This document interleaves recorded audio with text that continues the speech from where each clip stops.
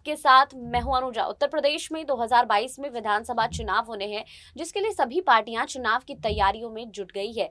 इस बीच कांग्रेस पार्टी की तरफ से लगातार कई जिलों में रैलियां की जा रही हैं। प्रियंका गांधी अलग अलग घोषणा पत्र जारी कर रही हैं, जिसमें महिलाओं के लिए एक अलग घोषणा पत्र जारी की गई है और इसमें महिलाओं के लिए कई बड़े ऐलान भी किए गए हैं। प्रियंका गांधी ने इससे पहले एक प्रेस कॉन्फ्रेंस बुलाई थी, जिसमें महिलाओं के लिए पार्टी में 40% उम्मीदवारी की बात कही थी। छात्राओं के लिए स्मार्टफोन और इलेक्ट्रिक स्कूटी दिलाने की बात कही थी। महिलाओं के लिए फ्री बस सेवाओं की बात कही थी। महिला सशक्तिकरण की बात करती हैं, महिला सुरक्षा की बात करती हैं। और फिर से लखनऊ में प्रियंका गांधी ने एक प्रेस कॉन्फ्रेंस बुलाई है और इस प्रेस कॉन्फ्रेंस में फिर से प्रियंका गांधी ने महिलाओं के लिए नई घोषणाएं जारी की हैं। जी हाँ, 40% महिलाओं की पार्टी में उम्मीदवारी की बात तो प्रियंका गांधी करती आई हैं, लेकिन अब कांग्रेस पार्टी उम्मीदवारों की लिस्ट भी घोषित करना चाहती है, लिस्ट भी जो है जारी कर रही है, जिसमें 100% जो है वो लिस्ट जारी की गई है, जिसमें 60% महिलाओं को अभी तक आगे बढ़ाया जा रहा है और 40% पुरुषों की संख्या है। देखिए, ये काफी अहम फैक्टर माना जा रहा है, क्योंकि जब उत्तर प्रदेश चुनाव नजदीक आ रहे हैं, सभी पार्टियां गठबंधन की बात कर रही हैं। बीजेपी जहां शिलान्यास करती हुई नजर आ रही है लगातार, समाजवादी पार्टी गठबंधन को लेकर व्यस्त है, लेकिन इस बीच कांग्रेस पार्टी जो है वो जमीनी मुद्दों को उठा रही है, जो जनता के मुद्दे हैं उस पर बात करती हुई नजर आ रही है। लेकिन ये सारी चीजें चुनाव में क्या प्रियंका गांधी को जीत दिला पाएगी, इस पर अभी संशय बना हुआ है। ये देखना काफी दिलचस्प होगा कि आखिर प्रियंका गांधी को महिला अपना समर्थन देती हैं कि नहीं, कि महिलाएं किसी और पार्टी को चुनती हैं। देखिए इस रिपोर्ट में कि आखिर प्रियंका गांधी ने और महिलाओं के लिए क्या बड़े ऐलान किए हैं। कांग्रेस पार्टी ने आगामी उत्तर प्रदेश विधानसभा चुनाव अपने दम पर लड़ने का फैसला किया है और वह सभी 403 विधानसभा सीटों पर उम्मीदवार उतारेगी। प्रियंका गांधी ने बुधवार को लखनऊ में कहा है कि कांग्रेस 40% महिला उम्मीदवारों को मैदान में उतारेगी, पर महिला वोट बैंक बनाने की ये रणनीति क्या काम करेगी? कांग्रेस नेता समीना सफीक ने गांव में एक बैठक में मौजूद महिलाओं के बीच जोर से कहती हैं कि लड़की हूं, जवाब आता है, लड़ सकती हूं। कांग्रेस पार्टी ने विधानसभा चुनाव से पहले उत्तर प्रदेश में महिला सशक्तिकरण अभियान बहुत धूमधाम से शुरू किया है। वहीं विधानसभा चुनावों में गांवों में जाकर पार्टी के महिला सशक्तिकरण अभियान को आगे बढ़ाया जा रहा है। बुधवार को पार्टी महासचिव प्रियंका गांधी ने लखनऊ में महिला घोषणा पत्र या विमेन्स मैनिफेस्टो जारी करते हुए कहा है कि उनकी पार्टी की प्राथमिकता महिलाएं होंगी। उन्होंने आगामी उत्तर प्रदेश विधानसभा चुनावों में महिला सशक्तिकरण के लिए जो वादे किए वो 15 पन्नों पर थे, लेकिन खास वादे ये रहे। 40% सीटों में महिला उम्मीदवार होंगी। नए सरकारी पदों में आरक्षण प्रावधानों के अनुसार 40% महिलाओं की नियुक्ति, 50% महिलाओं को नौकरी देने वाले व्यवसाय को कर में छूट और सहायता मिलेगी। 10वीं पास और 12वीं में प्रत्येक लड़कियों को स्मार्टफोन दिया जाएगा। राज्य भर में महिलाओं के लिए सरकारी बसों में मुफ्त यात्रा। उत्तर प्रदेश की गरीबी की चर्चा चुनाव में क्यों नहीं हो रही है? उत्तर प्रदेश में डिप्टी सीएम केशव प्रसाद मौर्य बोले, मथुरा की तैयारी छिड़ी बहस।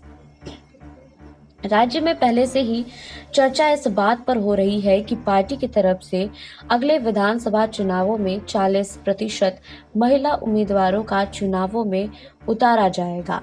वहीं प्रियंका गांधी ने बुधवार को घोषणा की कि यूपी में के लिए पार्टी के पहले 100 उम्मीदवारों में से 60 महिलाएं हैं। वहीं बता दें कि सैकड़ों महिलाओं में हैं जो पार्टी की उम्मीदवार बनना चाहती हैं। वो कहती हैं कि फैसले से पार्टी के अंदर और बाहर मर्दों में खलबली मची है। वो कहती हैं कि खलबली तो सब जगह मची है, बाहर ही नहीं, हमारे अंदर संगठन में भी। पार्टी में पुरुष कह रहे हैं कि अब तो आपको 40% सीटें मिल रही हैं, आप लोग आवेदन पर आवेदन भेज रही हैं। ये बात कभी तंज में हो सकती है, कभी मजाक में और कभी एक ईमानदाराना विचार भी हो सकता है, मगर उसके जवाब में फिर हम वही कहते हैं, आप पुरुष अभी भी 60% हैं, हमें तो 50% पर आना है। पार्टी द्वारा महिलाओं को स्कूटी, गैस सिलेंडर और स्मार्टफोन इत्यादि देने के वादे किए जा रहे हैं।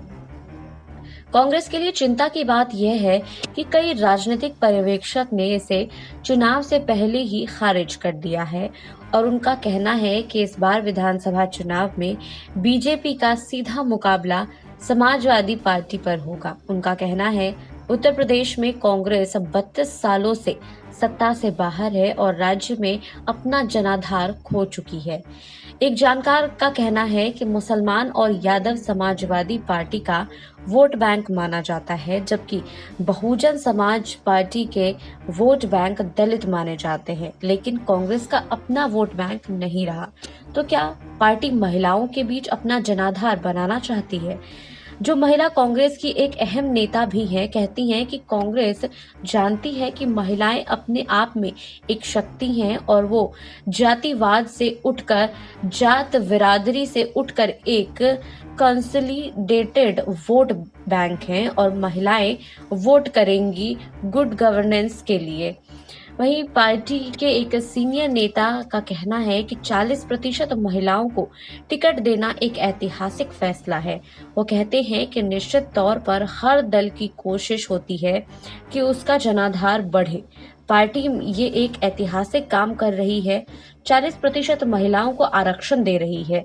इससे पहले कि राजनीति में एक अहम बदलाव आएगा, महिलाओं की भागीदारी देश की सियासत में बढ़ेगी। इसमें हम कठिनाई होगी, लेकिन निश्चित रूप से समय के साथ इसमें हम कामयाबी भी पालेंगे। वहीं पार्टी ने इस बार यूपी विधानसभा चुनाव अकेले लड़ने का फैसला किया है और सभी 403 सीटों पर अपने उम्मीदवार उतारने का भी निर्णय लिया है, लेकिन राजनीतिक पर्यवेक्षक कहते हैं, कोशिशों के बावजूद पार्टी चुनाव में पिछली बार से बेहतर नहीं करेगी। 2017 के विधानसभा चुनाव में पार्टी को केवल 7 सीटें हासिल हुई थी, तो क्या पार्टी का ये कदम सही है?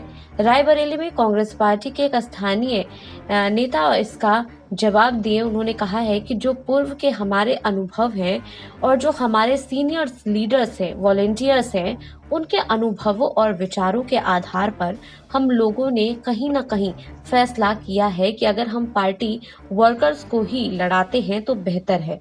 वहीं उन्होंने कहा है, हम जब गठबंधन करते हैं तो हमारा वोट शिफ्ट हो जाता है।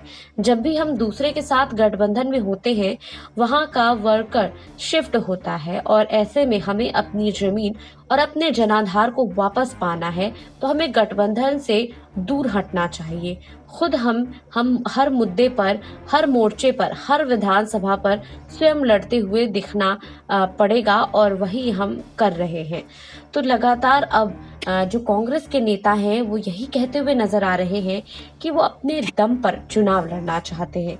बता दें कि 2022 में उत्तर प्रदेश में विधानसभा चुनाव है, जिसे काफी अहम भी माना जा रहा है कांग्रेस पार्टी के लिए। आपको हमारी रिपोर्ट कैसी लगी, हमें कमेंट बॉक्स में लिखिए। बाकी और खबरों के लिए जुड़े रहिए SPN 9 न्यूज के साथ।